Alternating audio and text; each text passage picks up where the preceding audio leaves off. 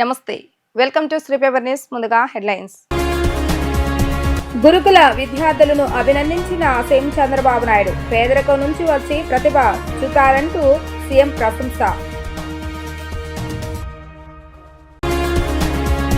ర్యాపిడోతో భాగస్వామ్యం ద్వారా 1000 మంది మహిళలకు ఉపాధి. రవాణా అంటే ప్రయాణమే కాదు, అవకాశం, గౌరవం అన్న మంత్రి నారా లోకేష్.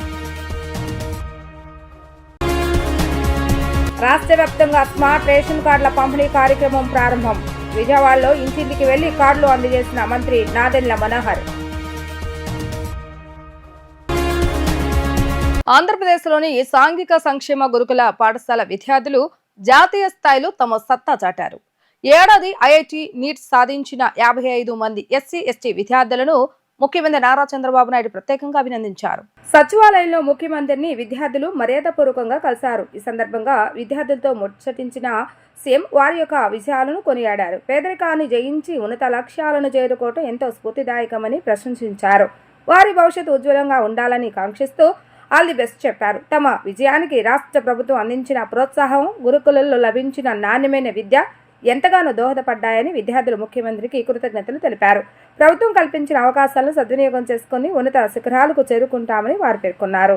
రాష్ట్రంలో శ్రీశక్తి పథకం ద్వారా మహిళలకు అందిస్తున్న ఉచిత బస్సు ప్రయాణ సౌకర్యం గొప్ప విజయం సాధించిందని, అదే స్ఫూర్తితో మహిళా సాధికారతకు తమ ప్రభుత్వం పెద్దపీట వేస్తుందని ఐటీ మానవ వనరుల శాఖ మంత్రి నారా లోకేష్ అన్నారు.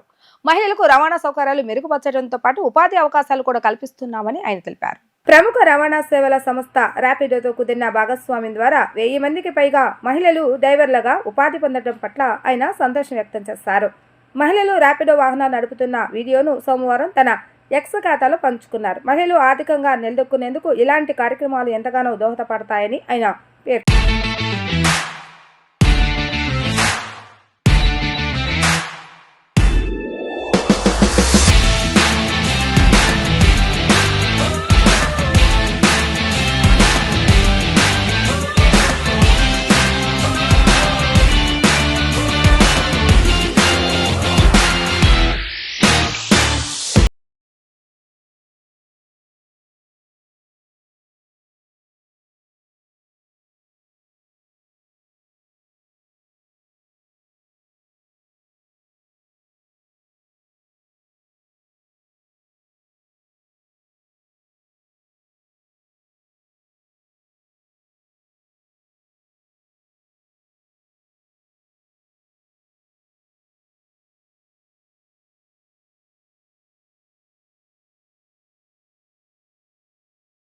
వచ్చింది.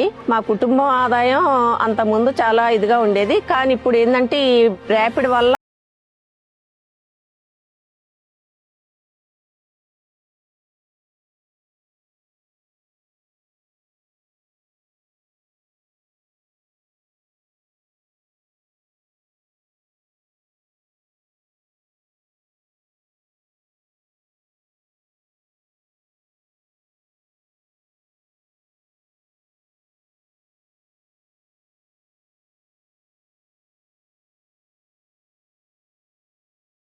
గ్రూప్ లో ఉన్నామండి. దాన్ని బట్టి మేము మన సీఎం గారు చంద్రబాబు నాయుడు గారి ప్రోత్సాహంతో ఈ ర్యాపిడ్ అనేది వచ్చింది. దానికి మేము ముందుకు వచ్చేసి ర్యాపిడ్ అనేది తీసుకోవటం జరిగిందండి. ఈ ర్యాపిడ్ వేసుకొని మేము ఇంట్లోకి కానీ, మా పాపని చదివించుకోవటానికి కానీ, మా హస్బెండ్ గారికి మెడిసిన్కి కానీ చాలా అంత ముందైతే బాగా ఇబ్బంది పడేవాళ్ళం, కానీ ఇప్పుడు ఆ ఇబ్బందులు లేకుండా జరుగుతుంది సార్ మా కుటుంబం.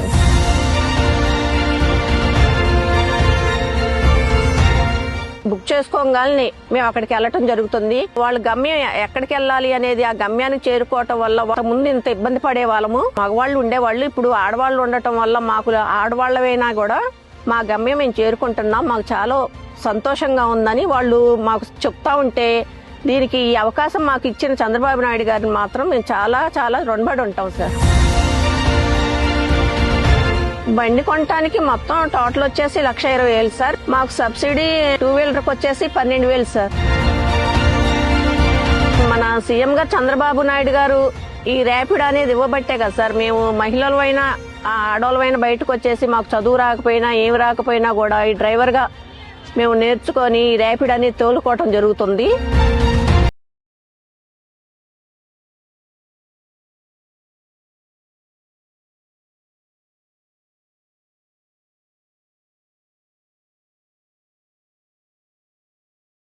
చంద్రబాబు నాయుడు గారే సార్.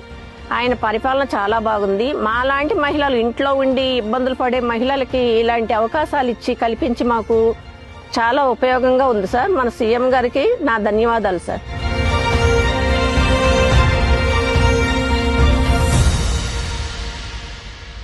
చౌక బియ్యం దుర్వినియోగం కాకుండా పకడ్బందీగా చర్యలు తీసుకుంటున్నామని మంత్రి నాదెండ్ల మనోహర్ తెలిపారు.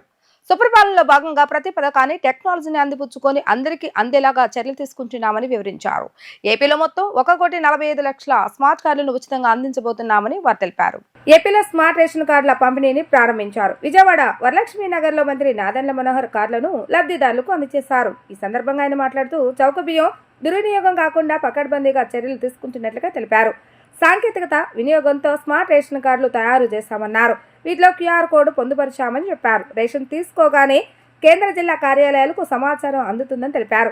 9 జిల్లాల్లో ఈ రోజు ఇంటింటికి రేషన్ కార్డుల పంపిణీ చేస్తున్నామని వివరించారు. 1.46 కోట్ల కుటుంబాలకు సెప్టెంబర్ 15 కల్లా కార్డులు అందజేస్తామని స్పష్టం చేశారు. ఈ కార్యక్రమాన్ని ప్రతి ఒక్కరూ సద్వినియోగం చేసుకోవాలని ఆయన కోరారు.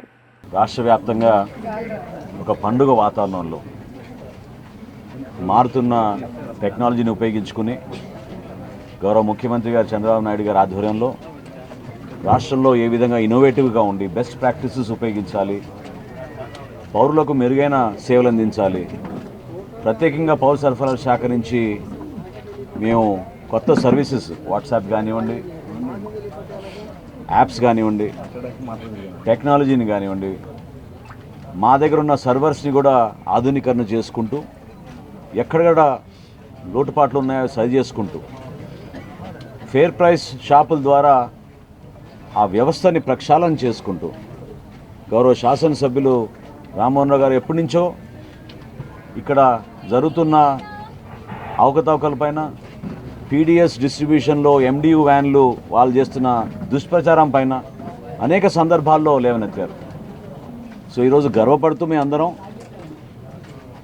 జిల్లాలో ఉన్న అనేక కార్యక్రమాలు 25వ తారీఖు నుంచి ప్రారంభించిన సందర్భంలో 9 జిల్లాల్లో ఈ రోజున ప్రత్యేకంగా NTR జిల్లాలో పెనమలూరు నియోజకవర్గంలో ఈ అవకాశం దొరకడం అనేది మీ అందరం కూడా అదృష్టంగా భావిస్తున్నాం. ప్రతి ఒక్కరికి మంచి జరగాలి. ఈ స్మార్ట్ రైస్ కార్డుల ద్వారా అందులో QR కోడ్ పొందుపరిచాం కాబట్టి ఆ టెక్నాలజీ ద్వారా అనుక్షణం ఎప్పుడైతే ఒక ట్రాన్సాక్షన్ జరుగుతుందో లబ్ధిదారులు ఎవరైతే వెళ్ళి ఆ షాపుల దగ్గర సరుకులు తీసుకుంటారో ఇమీడియట్గా కలెక్టర్ గారికి, జాయింట్ కలెక్టర్ గారికి, మాకు కేంద్ర కార్యాలయంలో కూడా ఆ సమాచారం అందే విధంగా ఆ టెక్నాలజీని ఉపయోగించుకుంటున్నాం. దాదాపు 5,71,000 మందికి NTR జిల్లాలో మనం ఈ రోజున ఈ స్మార్ట్ కార్డ్ పంపిణీ చేయబోతున్నాం. అందులో భాగంగా పెనమలూరులో దాదాపు 92,000 మందికి ఇంటింటికి ప్రచారం చేస్తూ వాళ్ళకి ఈ కార్డులు పంపిణీ గౌరవ కలెక్టర్ గారు లక్ష్మీషా గారి ఆధ్వర్యంలో గ్రామ సచివాలయం, వార్డు సచివాలయ సిబ్బందిని కూడా నేను అభినందిస్తున్నాను. ఈ సందర్భంగా ఆ డిపార్ట్మెంట్ కూడా ఎప్పుడైతే మా కమిషనర్ గారు సౌరభ్ గారు వాళ్ళతో కోఆర్డినేట్ చేసుకుని ఈ కార్యక్రమాన్ని విస్తృతంగా అన్ని ప్రాంతాల్లో మనం తీసుకెళ్లాలనే భావనతోటి, ఎందుకంటే ఇంత భారీ ఎక్సర్సైజ్ భారతదేశంలో ఇక్కడ జరగలేదు.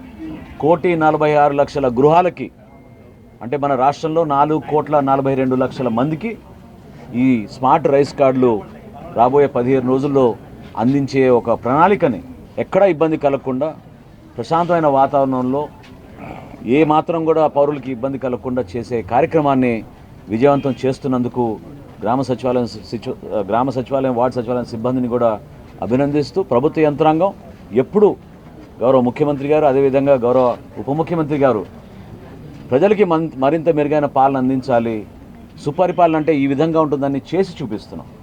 ఒక పండుగ వాతావరణంలో ఈ కార్యక్రమాన్ని ముందు తీసుకెళ్తున్నందుకు ప్రతి ఒక్కరికి మనస్ఫూర్తిగా స్థానిక ప్రజాప్రతినిధులకు, గౌరవ శాసనసభ్యులకు, యంత్రాంగం నుంచి, ప్రభుత్వ యంత్రాంగం నుంచి అధికార యంత్రాంగాన్ని కూడా ఈ సందర్భంగా అభినందిస్తూ ఈ కార్యక్రమాన్ని సెప్టెంబర్ 15వ తారీఖు కల్లా ముగించే విధంగా రాష్ట్ర వ్యాప్తంగా ప్రతి ఒక్కరికి ఇంటికి వెళ్ళి ఈ కార్డులు అందించే విధంగా ఈ కార్యక్రమాన్ని తీసుకెళ్తాం. అజిత్ సింగ్ నగర్ పైపుల్ రోడ్ నుండి వాంబే కాలనీ వెళ్లే దారిలో ఉన్నటువంటి జనాతుల్ బాగ్ కబ్రస్థాన్ నందు నమాజ్ చదువుకునేందుకు షెడ్, గుసల్ ఖానా మరియు వజ్ ఖానా ఏర్పాటుకై శంకుస్థాపన కార్యక్రమాన్ని నిర్వహించారు. ఈ కార్యక్రమంలో ఎమ్మెల్యే బొండా ఉమామేశ్వర పాల్గొని శంకుస్థాపన చేసి పనులను ప్రారంభించారు. ఈ సందర్భంగా ఎమ్మెల్యే బొండా ఉమామేశ్వర మాట్లాడుతూ కబరిస్తాన్ అనేది మనిషి జీవితంలో ఆఖరి గమ్యస్థానం. అక్కడ ప్రశాంత వాతావరణంలో పూర్వీకులకు పూజలు నమాజులు చేసుకునేందుకు వీలుగా ఉన్న అన్ని వసతులు కల్పించాలనేదే తెలుగుదేశం ప్రభుత్వం యొక్క ముఖ్య లక్ష్యమని అన్నారు. గతంలో కబ్రస్థాన్లో అంత్యక్రియలు నిర్వహించుకోవడానికి కనీస వసతులు కూడా లేక ప్రజలు ఇబ్బందులు పడుతున్నారన్నారు. అనేక మసీదుల దర్గాల సమస్యల్లో మెరుగైన వసతులు కల్పించినప్పటికీ అన్ని ప్రాంతాల ఆధునీకరణ చేపట్టవలసిన అవసరం ఉంది అని, మైనార్టీలైన ముస్లింలకు అంత్యక్రియల తర్వాత వారి మతాచారాల ప్రకారం కార్యక్రమాలు నిర్వహించుకోవడానికి, ప్రార్థనలు చేసుకోవడానికి టాయిలెట్స్ వంటి కనీస వసతులు కూడా లేని ఈ కబ్రస్థాన్లో ఇప్పుడు అన్ని వసతులు కల్పించబడుతున్నాయని అన్నారు. ప్రస్తుత అవసరాలకు అనుగుణంగా ఇప్పటికే సెంట్రల్ నియోజకవర్గాన్ని తాను శాసనసభ్యులుగా ఎన్నికైన తర్వాత 250 కోట్ల రూపాయలతో రోడ్లు, స్ట్రీట్ లైట్లు, పార్కులు, health care centres, school buildings వంటి అన్ని రంగాల్లోనూ అభివృద్ధి పనులు చేపట్టడం జరిగిందని ఆయన పేర్కొన్నారు. గత 5 సంవత్సరాల్లో వైసీపీ ప్రభుత్వ హయాంలో మరి సెంట్రల్ నియోజకవర్గంలో అన్ని మతాలకు చెందినటువంటి శ్మశానాలు, హిందూ శ్మశానం కానీ, క్రైస్తవ శ్మశానం కానీ, ముస్లిం శ్మశానాలు కానీ, కబ్రస్థాన్లు అన్నిటిని కూడా నిర్లక్ష్యం చేశారు. కనీసం ఇక్కడ ప్రశాంతంగా కబ్రస్థాన్ అనేది ఆఖరి మజిలీలో వాళ్ళ పూర్వీకులకి పూజలు చేసుకోవడానికి కానీ, అక్కడ నమాజులు దువా చేసుకోవడానికి కానీ, అలాగే సరైన వస్తువులు లేక మరి అంత్యక్రియలు చేసుకోవడానికి, ఖననం చేసుకోవడానికి కానీ ఎన్ని ఇక్కడ వస్తువులు కూడా లేకుండా ఇబ్బంది పడ్డారు. తర్వాత మేము అధికారంలోకి వచ్చినాక అన్నిటిని కూడా పద్ధతి ప్రకారం ఇక్కడ కానీ, పాయకాపురం కానీ అన్ని చోట్ల దృష్టి పెట్టాం, నిధులు కేటాయించాం. ఇవాళ బ్రహ్మాండంగా ఆ కబ్రస్థానాల్ని, శ్మశానాలని ఆధునీకరిస్తూ ఉన్నాం. దాంట్లో భాగంగా ఈరోజు వాంబే కాలనీలోని ఇక్కడ కబ్రస్థానం 20 లక్షల రూపాయలు, ఏదైతే మైనార్టీలు అంత్యక్రియలు అయినాక మరి అక్కడ వాళ్ళ మతాచారాల ప్రకారం చేసుకునే స్నానాలు కానీ, అలాగే అన్ని కార్యక్రమాలు కానీ చేసుకోవడానికి ఇక్కడ వసతులన్నీ కూడా పెడతాం జరుగుతుంది. ఇక్కడ కనీసం గతంలో టాయిలెట్స్ కూడా లేవు, ఆ టాయిలెట్స్ నిర్మాణం కూడా చేపట్టాం. ఏది ఏమైనా అన్ని సమస్యల మీద దృష్టి పెట్టాం. అటు రోడ్లు, డ్రైన్లు, స్ట్రీట్ లైట్లు, హెల్త్ కేర్ సెంటర్లు, అలాగే స్కూల్ బిల్డింగ్సు, అట్లాగే కబ్రస్థాన్లు అన్నిటిని కూడా ఒక పద్ధతి ప్రకారం క్రమబద్ధీకరిస్తున్నాం, అభివృద్ధి చేస్తున్నాం. కాబట్టి అన్ని రకాలుగా ఈ నియోజకవర్గంలో అభివృద్ధి పనులు నిరంతరం జరుగుతూ ఉన్నాయి. ఈరోజు మా వాంబే కాలనీ 60 డివిజన్ కార్పొరేటర్ మా సోదరి కంచిదుర్గ, మా మైనార్టీ సెల్లు నియోజకవర్గ అధ్యక్షుడు భాష, మరి ఇంకా స్థానిక మైనార్టీ ముస్లిం పెద్దలు అందరూ ఆధ్వర్యంలో ఈ కార్యక్రమం ఇక్కడ చేసుకోవడం జరిగింది. చాలా సంతోషంగా ఉంది. తమ న్యాయబద్ధమైన డిమాండ్ల సాధన కోసం ఉపాధ్యాయులుగా రోడ్లపైకి వచ్చామని ఉపాధ్యాయ సంఘాలు అన్నారు. డిఎస్సీలు ఎంపికైన ఉద్యోగాలు ఇవ్వటంలో ప్రభుత్వం 2003లో జాప్యం చేస్తుందని, ప్రభుత్వ తప్పిదానికి ఆలస్యంగా 2003లో డిఎస్సీలో ఉపాధ్యాయులుగా ఉద్యోగాలు పొందామని అన్నారు. డిఎస్సీ 2003 ద్వారా ఉద్యోగాలు పొందిన ఉపాధ్యాయులు తమ సమస్యల పరిష్కారం కోసం ఆందోళన బాటపట్టారు. ఉపాధ్యాయులకు పాత పెన్షన్ అమలు చేయాలంటూ విజయవాడ ధర్నా చౌక్లో ఉపాధ్యాయుల సంఘం ఆధ్వర్యంలో ఉపాధ్యాయులు ధర్నా నిర్వహించారు. డిఎస్సీ 2003 ఉపాధ్యాయులకు, అదేవిధంగా ఇతర శాఖల ఉద్యోగులకు వెంటనే పాత పెన్షన్ విధానాన్ని కొనసాగించాలని డిమాండ్ చేశారు. వేలాది మందితో జరిగిన ఈ ధర్నాకు మద్దతు తెలిపిన మాజీ ఎమ్మెల్సీలు కెఎస్ లక్ష్మణ, ఏఎస్ రామకృష్ణ తదితరులు మద్దతు తెలిపి ప్రసంగించారు. పాత పెన్షన్ విధానాన్ని కొనసాగించాలంటూ విజయవాడ ధర్నా చౌక్ ఉపాధ్యాయుల సంఘం ఆధ్వర్యంలో మెగా ధర్నా నిర్వహించారు. ఈ ధర్నాలో పాల్గొన్న డిఎస్సీ 2003 టీచర్స్ ఫోరం రాష్ట్ర కన్వీనర్ టి నాగరాజు మాట్లాడుతూ, మాకు పాత పెన్షన్ విధానాన్ని అమలు చేయటం లేదన్నారు. ఈ సమస్య విషయమై ఇప్పటికే పలుమార్లు పోరాటం చేస్తామని సచివాలయంలో రాష్ట్ర ప్రభుత్వ ప్రధాన కార్యదర్శి చీఫ్ సెక్రటరీ కె విజయానంద్ను కలిసి వినతి పత్రాన్ని అందజేసినా ఫలితం లేకపోయిందని అన్నారు. డిఎస్సీ 2003 నోటిఫికేషన్ నిబంధనల ప్రకారం మేము పాత పెన్షన్కు పూర్తిగా అర్హులమని, ఇప్పటికైనా పాత పెన్షన్ విధానాన్ని అమలు చేయాలని అన్నారు. అనంతరం ఏపీటీఎస్ రాష్ట్ర ప్రధాన కార్యదర్శి ఎస్ చిరంజీవి మాట్లాడుతూ, కేంద్ర ప్రభుత్వం జారీ చేసిన మెమో నెంబర్ 57తో పాటు ఢిల్లీ, పంజాబ్ హైకోర్టులు ఇచ్చిన తీర్పులు కూడా తమకు పాత పెన్షన్ ఇవ్వాలని స్పష్టం చేస్తున్నాయని అన్నారు. ఉమ్మడి ఆంధ్రప్రదేశ్ రాష్ట్రంలో డిఎస్సీ 2003 నోటిఫికేషన్ ద్వారా ఎంపికైన ప్రస్తుతం తెలంగాణ రాష్ట్రానికి చెందిన డిఎస్సీ 2003 ఉపాధ్యాయులకు పాత పెన్షన్ విధానం పునరుద్ధరించాలని తెలంగాణ రాష్ట్ర హైకోర్టు తీర్పు ఇచ్చిందని, ఆ తీర్పును డిఎస్సీ 2003 టీచర్స్ ఫోరం కన్వీనర్లుగా స్వాగతిస్తున్నామని అన్నారు. ఆ తీర్పు ప్రకారం ఆంధ్రప్రదేశ్ ప్రభుత్వం కూడా పాత పెన్షన్ విధానాన్ని రాష్ట్రంలో 2003లో నియమితులైన ఉపాధ్యాయులకు, ఇతర ఉద్యోగులకు వర్తింపచేయాలని అన్నారు. మాకు చట్టబద్ధంగా రావాల్సిన పాత పెన్షన్ హక్కులను సాధించుకునేంత వరకు పోరాటం ఆపబోమని తేల్చి చెప్పారు. అనంతరం పిఆర్టీయూ రాష్ట్ర అధ్యక్షులు ఎం కృష్ణయ్య మాట్లాడుతూ రాష్ట్ర వివిధ శాఖలకు చెందిన సుమారు 11,000 ఉపాధ్యాయ ఉద్యోగ మరియు పోలీసులకు కేంద్ర ప్రభుత్వం మెమో 57 ప్రకారం పాత పెన్షన్ విధానాన్ని పునరుద్ధరించాలని అన్నారు. దేశంలో 16 రాష్ట్రాల ప్రభుత్వాలు మేము 57 అమలు చేసి న్యాయం చేశామని, ఆంధ్రప్రదేశ్ ప్రభుత్వంలోని మెమో 57 అమలు విషయంలో ద్వంద్వ నీతి కనిపిస్తుందని అన్నారు. కొత్తగా సెక్రటేరియట్స్ అయితేనేమి, విలేజ్ వార్డ్ ఆర్టీసీ నుంచి ఒక 2 లక్షల మంది ఉద్యోగులు కొత్తగా గవర్నమెంట్ లో తీసుకున్నారు. ఒక పిఆర్సీ ఇచ్చారు, అయిపోయింది. మళ్ళీ పిఆర్సీ రాబోతుంది. కానీ మా మెమో 57 మాత్రం అలాగే ఉంది. కాబట్టి ఈ రోజు గౌరవ ముఖ్యమంత్రి చంద్రబాబు నాయుడు గారిని అడుగుతున్నాము, సార్ మీరు గతంలో ఫ్యామిలీ పెన్షన్ గ్రాడ్యుటీ ఇచ్చున్నారు కాబట్టి ఖచ్చితంగా మీ చేతులతోనే మాకు OPS with in 1 or 2 months ఇస్తారని ఆశాభావం వ్యక్తం చేస్తున్నాము. అలాగే గౌరవ ఉప ముఖ్యమంత్రి కొణిదెల పవన్ కళ్యాణ్ గారు అనేక సార్లు చెప్పున్నారు, మా నాన్నగారు పోలీస్ కానిస్టేబుల్, నాకు ఫ్యామిలీ పెన్షన్ అన్న వాటి యొక్క విలువ నాకు తెలుసు అని చెప్పేసి అన్నారు. కాబట్టి వారికి ఒక సువర్ణ అవకాశం ఈ రోజు నరేంద్ర మోడీ గారి ప్రభుత్వం ఇచ్చింది. నరేంద్ర మోడీ గారు ఇచ్చిన ప్రభుత్వం మెమో 57 పవన్ కళ్యాణ్ గారు ఉన్నటువంటి రాష్ట్రంలో అమలు కావడం లేదంటే ఎంతో ఆశ్చర్యంగా ఉంది. మీరు దీని మీద దృష్టి పెట్టి అమలు అయ్యేలాగా శ్రద్ధ తీసుకోవాలని కోరుతున్నాము. నారా లోకేష్ గారు కూడా ఇటీవల చర్చల ద్వారా పరిష్కరిస్తామన్నారు కాబట్టి వారికి ధన్యవాదాలు తెలియజేసుకుంటూ, ఇప్పటికే 66 నెలల కాలం గడిచిపోయింది కాబట్టి 1 or 2 months లో మా సమస్యను పరిష్కరిస్తారని చెప్పి కోరుకుంటూ, ఒకవేళ పరిష్కారం కాని పక్షంలో ఇప్పటికీ 2-3 వేల మంది మాత్రమే రోడ్డు ఎక్కాము. మరో ఉద్యమం ద్వారా 10,000 మంది ఈ విజయవాడను ముట్టడించడానికి సిద్ధంగా ఉన్నామని చెప్పేసి ఈ సందర్భంగా తెలియజేస్తున్నాము. Today, 2003 DSC implement of old pension scheme. So government may be implemented 1/9/2004, but 2003 DSC is already notified in 2023. So notification will be made, appointment will be made. So 2000 DSC 3 days will be applicable to old pension. So మిత్రులారా, మరి 2003 DSO మిత్రులకి 57 memo ప్రకారము old pension implement చేయాలి. అదే విధంగా రాష్ట్ర వ్యాప్తంగా దాదాపు 2 లక్షల మంది సిపిఎస్ ఉద్యోగులకు కూడా ఓల్డ్ పెన్షన్ విధానాన్ని అమలు చేయాలని చెప్పి మళ్ళీ అన్ని సంఘాలుగా ఈ రోజు విజయవాడలోన మహాధర్నా కార్యక్రమాన్ని తీసుకుపోతున్నాం. గవర్నమెంట్ ఇప్పటికైనా ఈ ఉపాధ్యాయ ఉద్యోగ సమస్యలు పరిష్కరించి మళ్ళీ అర్హత కలిగినటువంటి ఉపాధ్యాయులందరూ కూడా పాత పెన్షన్ విధానాన్ని అమలు చేయాలని చెప్పి ఏపీటీఎఫ్ 25 చంద్ర డిమాండ్ చేస్తున్నాం. ఈ రాష్ట్రంలో 2004 సెప్టెంబర్ 1కి ముందు నియామకం పొందినటువంటి ఉపాధ్యాయులకు మాత్రమే ఓపీఎస్ విధానం ఉంచారు. ఆ నోటిఫికేషన్ ద్వారా 2004 జనవరికి ముందు వచ్చిన నోటిఫికేషన్ ద్వారా ఎన్నిక కాబడి 2003 తర్వాత నియామకం పొందినటువంటి ఉద్యోగులకు ఉపాధ్యాయులకి సిపిఎస్ విధానాన్ని అమలు చేయడం జరిగింది. అయితే దీని మీద అనేక పోరాటాలు చేసిన మీదట కేంద్ర ప్రభుత్వం ఏదైతే ఆ నోటిఫికేషన్ తాలూకా ప్రాప్తికి మెమో నంబర్ 57ను ఇవ్వమని అన్ని రాష్ట్రాలకు ఇది అమలు చేయమని ఇస్తే, మరి 16 రాష్ట్రాలు ఇప్పటికే ఈ కేంద్ర ప్రభుత్వం మెమో 57ను అమలు చేసి పాత పెన్షన్ విధానాన్ని అమలు చేయడం జరిగింది. అయితే ఆంధ్రప్రదేశ్లో గత ప్రభుత్వం అమలు చేయడానికి సిద్ధపడి కూడా వారు కొత్తగా తీసుకొచ్చిన జిపిఎస్ విధానం దీనికి ఎక్కడ ఇబ్బంది జరుగుతుందన్న ఉద్దేశంతో దాన్ని ఆపడం జరిగింది. అయితే ఈ ప్రభుత్వం జిపిఎస్ విధానం అమలు తర్వాత పక్క నుంచి ఈ 2003 డిఎస్సి ఉపాధ్యాయులు 7,004 మందికి, ఇతర ఉద్యోగులు పోలీసులు కలిపి మొత్తం 11,000 మందికి పాత పెన్షన్ విధానం ఏదైతే ఉందో చట్టపరంగా దాన్ని అమలు చేయాలని డిమాండ్ చేస్తూనే ఉన్నాం. మరి ఈ రోజు 2003 డిఎస్సి పూర్వ ఉపాధ్యాయులు ఏకతాటిపై రాష్ట్రం అంతా కలిసి ఈ రోజు ఎవరైతే బాధితులు ఉన్నారో వాళ్ళల్లో 40% మంది రోజు వేదికలో ధర్నా శిబిరంలో ఉన్నారు. ఇంత ధర్నా ఎక్కడ జరగదు.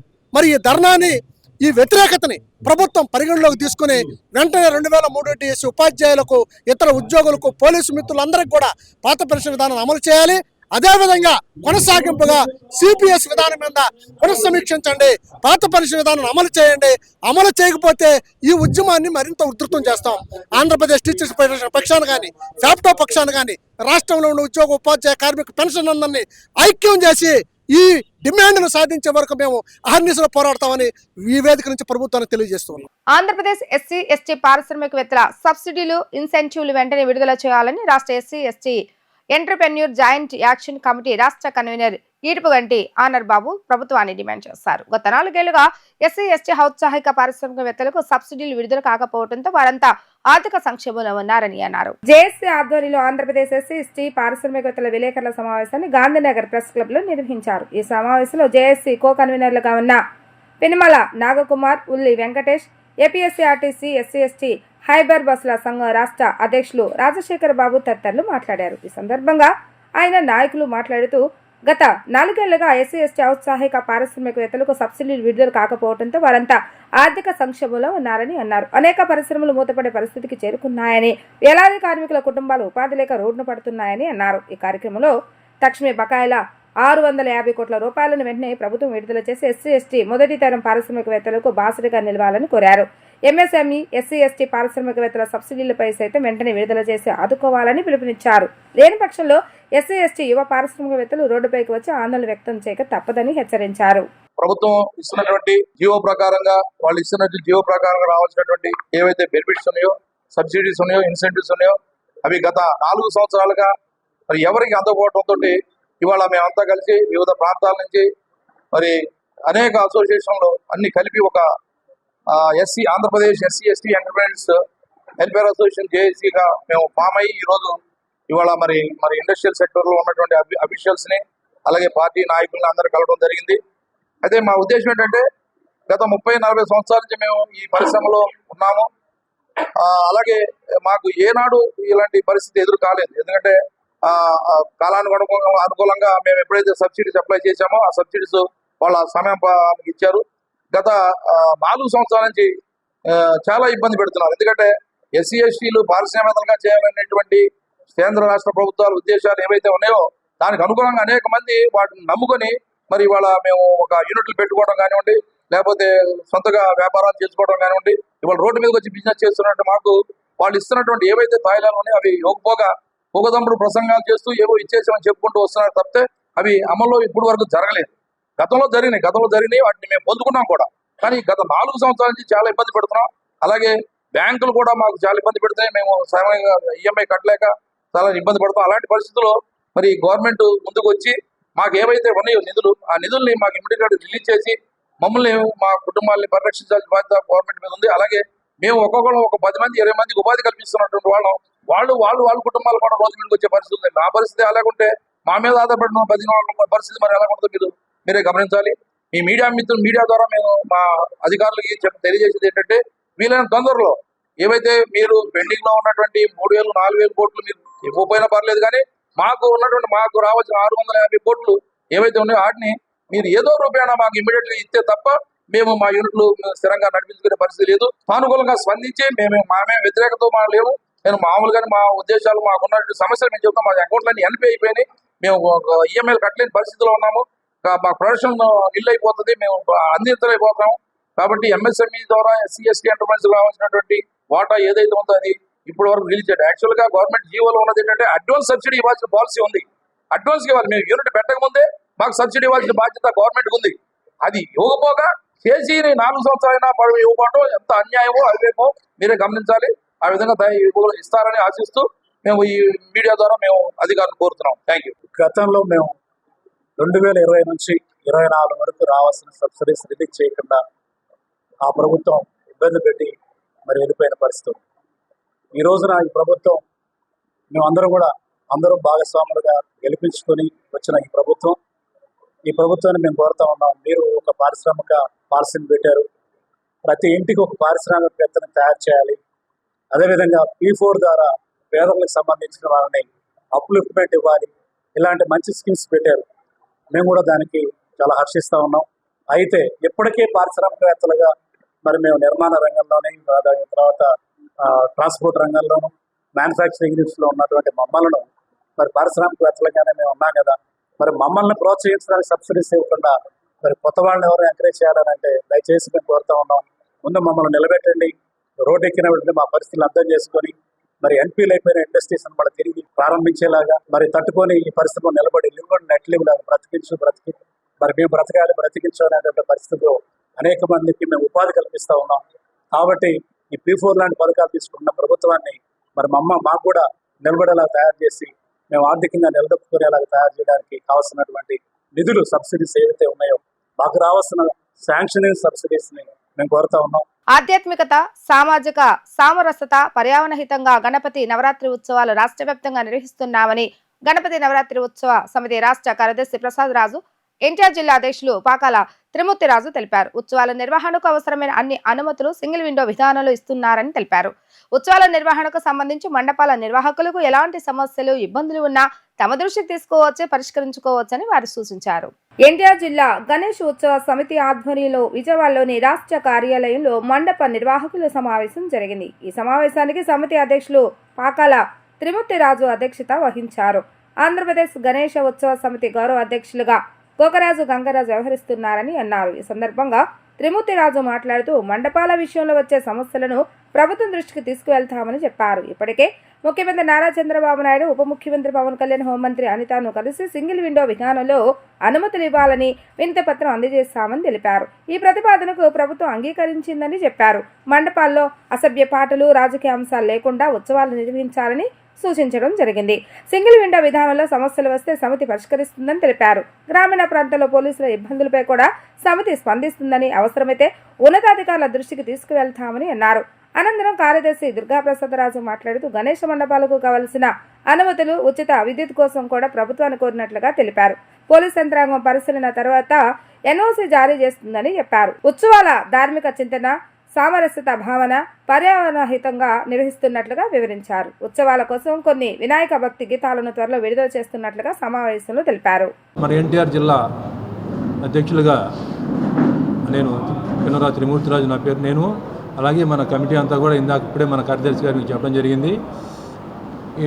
ఇదంతా గణేష్ ఉత్సవ సమితి ఏర్పాటవడానికి కూడా మెయిన్ కారణం ఏంటంటే, ఈ మండపాలు నిర్వహించే వారందరూ కూడా ఒక సిస్టమేటిక్గా, పద్ధతిగా, ఒక క్రమ పద్ధతిలో వారిని తీసుకురావడానికి, వారికి ఏదైనా మండపాల విషయంలో ఏదైనా సమస్యలు, నిర్మాణంలో ఏదైనా సమస్యలు ఉన్నా అది ప్రభుత్వం వారికి తెలియజేయడానికి, అలాగే ప్రభుత్వానికి మనం ఏ విధంగా సహకారం అందించడానికి ఈ కృషి అంతా కూడా మన గత నెలలోనే రాష్ట్ర కమిటీ వారు మన ముఖ్యమంత్రి నారా చంద్రబాబు నాయుడు గారిని, డీజీపీ గారిని, హోమ్ మినిస్టర్ గారిని, ప్రిన్సిపల్ సెక్రటరీ గారిని అంతా కూడా కలిసి వారికి అంతా నివేదించడం జరిగింది. ఇలా ఏదైతే మన సింగిల్ విండో పద్ధతి ద్వారా పర్మిషన్లు అన్నీ కూడా ఈజీగా అందరికీ వచ్చే విధంగా చూడాలని, అలాగే ఎటువంటి రుసుములు వసూలు చేయకుండా ప్రభుత్వం వారికి అనుమతి ఇవ్వాలని, అలాగే ఏదైతే మన భాగ్యనగర్ గణేష్ ఉత్సవ సమితి ఎలా జరుగుతుందో అలాగే వైభవోపేతంగా మన విజయవాడ అలాగే మన ఆంధ్రప్రదేశ్లో కూడా అలా జరగాలనే ఉద్దేశంతో వారు ప్రభుత్వానికి కలవటం, ఈ విధంగా చేయటం జరుగుతూ ఉంది. అలాగే గణేష్ మండపాల నిర్వాహకులకు ఎదుర్కొంటున్న ఏదైనా ఇబ్బందులు ఉన్నా వారు సమితిని సంప్రదించినట్లయితే సమితి ద్వారా దాని కన్సర్న్ అధికారులకి, డిపార్ట్మెంట్ వారికి మనం తెలియజేస్తూ వారికి సమస్యలు లేకుండా ఈ గణేష్ ఉత్సవాలు అనేది ఒక వైభవపేతంగా, ఒక సంతోషదాయకంగా జరుపుకోవాలనే ఉద్దేశంతో ఈ సమితి ఏర్పాటు చేయడం జరుగుతూ ఉంది. ఈ సమితి ఏర్పాటు చేసిన అప్పటి నుంచి కూడా చాలామంది మమ్మల్ని సంప్రదించడం జరుగుతూ ఉంది. జిల్లాల వారీగా కూడా మేము జిల్లాలో కూడా అన్ని గ్రామాలకి, కొన్ని మండలాలకు కూడా పర్యటించడం జరిగింది. వారు కొన్ని సమస్యలు తెలియజేయడం జరుగుతూ ఉంది. అవన్నీ కూడా ప్రభుత్వానికి మనం తెలియజేస్తూ, ప్రభుత్వానికి మనం కూడా సహకారం ఏ విధంగా అందించాలో వారికి సహకారం అందజేస్తూ, మండపాల విషయంలో కూడా ఎటువంటి అశ్లీల పాటలు కానీ, ఎటువంటి ప్రభుత్వ వ్యతిరేకంగా ఉండే ఏ విధంగా కూడా చేయకుండా వాళ్ళని కూడా మనం ఎడ్యుకేట్ చేస్తూ, అలాగే మండప నిర్వాహకులు కూడా మనకు కావాల్సిన సహాయ సహకారం అందజేస్తూ ముందుకెళ్లే ఉద్దేశంతోనే సమితి ఏర్పాటు అవ్వడం జరుగుతూ ఉంది. మన ఆ ఉద్దేశంతోనే ఈ కమిటీ అంతా ఏర్పాటు చేయడం. కమిటీలో కూడా ఏదైతే ఎప్పటి నుంచో ఈ మండపాలు నిర్వహిస్తున్న పెద్దలు, అలాగే మన నగరంలో ఉన్న పెద్దల సహకారంతో ఈ కమిటీని ఏర్పాటు చేయడం జరిగింది. ఈరోజు ఎన్టీఆర్ జిల్లా గణేష్ ఉత్సవ సమితి తరఫున విజయవాడ మహానగరంలో గణేష్ మండపాలు ఏర్పాటు చేసే నిర్వాహకులతోటి ఇక్కడ ఈ రాష్ట్ర కార్యాలయంలో ఒక సమావేశాన్ని ఏర్పాటు చేయడం జరిగింది.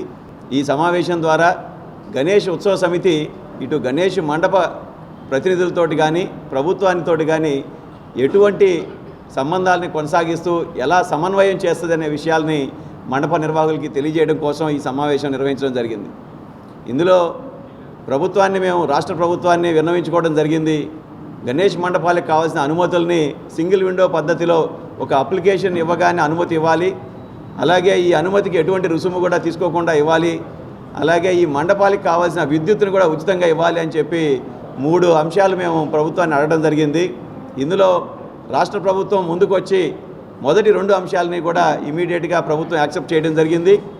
అందుకని ఈ సంవత్సరం రాష్ట్ర వ్యాప్తంగా అన్ని గణేష్ మండపాలకి కూడా అనుమతుల్ని సింగిల్ విండో పద్ధతిలో ఆన్లైన్లో మనం నమోదు చేసుకుంటే చాలు, డైరెక్ట్గా పోలీస్ యంత్రాంగమే ఆ లొకేషన్కి వచ్చి వాళ్ళే చెక్ చేసుకొని అక్కడే ఎన్ఓసి జారీ చేసే ప్రక్రియ ప్రారంభమైంది. అయితే ప్రభుత్వం తీసుకున్న ఈ నిర్ణయాన్ని డీజీపీ గారి ద్వారా ప్రకటించడం జరిగింది.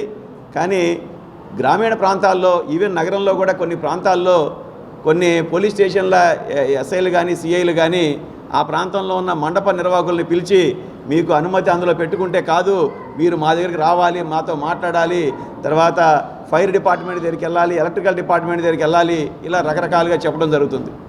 ప్రభుత్వం మేము అడిగిన విన్నపాన్ని ఆమోదించి వెంటనే సింగిల్ విండో ఇస్తే ఇక్కడ ప్రభుత్వంలో ఉన్న కొంతమంది అధికారులు దాన్ని ఇంప్లిమెంట్ చేసే పరిస్థితి కనపడట్లేదు. అయినా కూడా గణేష్ ఉత్సవ సమితి ఇనిషియేషన్ తీసుకొని ఏ మండపానికి అనుమతి విషయంలో ఏ ఇబ్బంది వచ్చినా సరే ఉత్సవ సమితి ప్రభుత్వ పెద్దలతోటి మాట్లాడి ఆ సమస్యను పరిష్కరిస్తుంది అని చెప్పి ఈ సందర్భంగా తెలియజేస్తున్నాం. ఏపీలో సంచలనం సృష్టించిన మద్యం కుంభకోణం కేసులో అరెస్ట్ అయి జైల్లో ఉన్న వైసీపీ సీనియర్ నేత మాజీ ఎమ్మెల్యే చెవిరెడ్డి భాస్కర్ రెడ్డికి తక్షణ ఊరట లభించలేదు. ఆయన దాఖలు చేసుకున్న బెయిల్ పిటిషన్పై విచారణను ఏసీబీ కోర్టు వాయిదా వేసింది. విచారణ చేపట్టిన కోర్టు ఇరుపక్షాల వాదనలు క్షుణ్ణంగా పరిశీలించింది. వాదనలు ముగిసిన తర్వాత అనంతరం మధ్యంతర బెయిల్పై విచారణను రేపటికి, రెగ్యులర్ బెయిల్పై విచారణను సెప్టెంబర్ 2వ తేదీకి వాయిదా వేస్తున్నట్లుగా న్యాయమూర్తి ప్రకటించారు. వార్తలు ముగించే ముందు హెడ్లైన్స్ మరొకసారి. గురుకుల విద్యార్థులను అభినందించిన సీఎం చంద్రబాబు నాయుడు. పేదరికం నుంచి వచ్చి ప్రతిభ చూపారంటూ సీఎం ప్రశంస.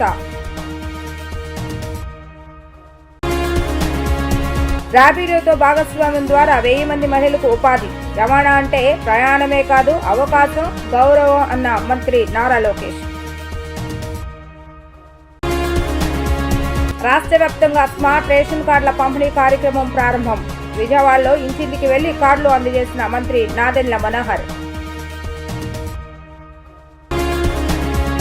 ఇవి రోజు వార్తా విశేషాలు. మళ్ళా 3 ప్రసారమైన వార్తల్లో మళ్ళీ కలుద్దాం. అంతవరకు సెలవు. నమస్కారం.